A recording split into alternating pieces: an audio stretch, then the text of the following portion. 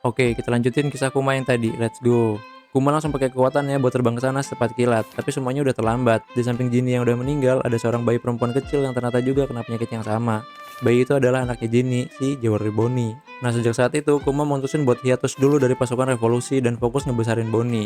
Jujur ini adalah tahun-tahun paling bahagia di hidup Kuma. Cuma sayangnya, penyakit Bonnie makin parah, dan dokter bilang umurnya gak bakal sampai 10 tahun.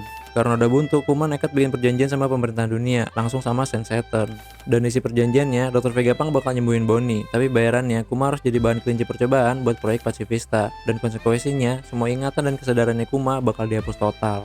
Di situ Kuma setuju, dia rela ngorbanin semuanya, badannya, pikirannya, kebebasannya, cuma demi satu hal, supaya Bonnie bisa hidup dan punya masa depan. Inilah alasan utama kenapa Kuma mau jadi Shichibukai.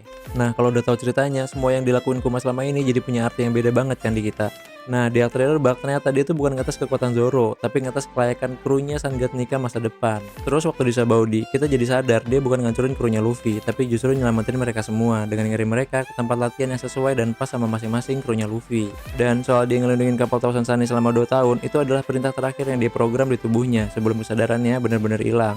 Dan sekarang dia Egghead setelah jadi budak tanpa pikiran, ada semacam insting yang maksa badannya bergerak, tanpa ingatan, tanpa perasaan, tubuh Kuma terbang ribuan mil cuma buat ngelindungin Bonnie dari orang yang sama ngancurin hidupnya, Saint Saturn.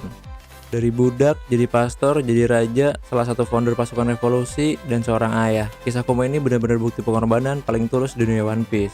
Gimana menurut kalian ceritanya Kuma? Coba tulis di kolom komentar ya. Dan jangan lupa subscribe YouTube Pengaspak juga ya. Terus siapa di sini yang bapaknya keturunan ras raksasa kayak Kuma?